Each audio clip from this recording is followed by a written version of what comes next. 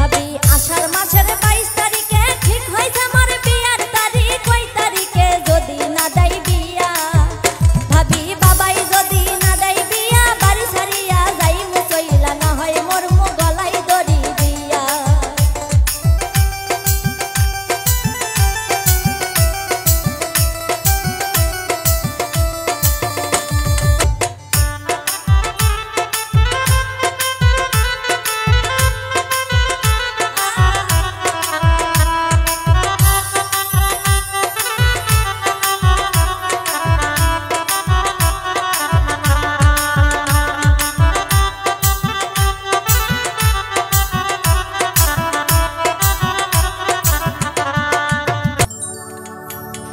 ভাবি আশেপাশে বিয়ার ধুম, মোর চোখে ধরে না ঘুম, আর কতদিন ঘুরুম চালের বাতা।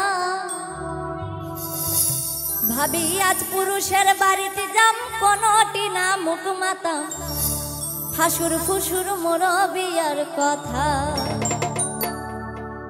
আশেপাশে বিয়ার ধুম, মোর চোখে ধরে না ঘুম, আর কতদিন ঘুরুম চালের বাতা। ভাবি আজ পুরুষের বাড়িতে যাম, কোনটি না মুখ মাতাম, হাসুর ফুসুর মোর বিয়ার কথা। ভাবি আজ পুরুষের বাড়িতে যাম, কোনটি না মুখ মাতাম, হাসুর ফুসুর মোর বিয়ার কথা।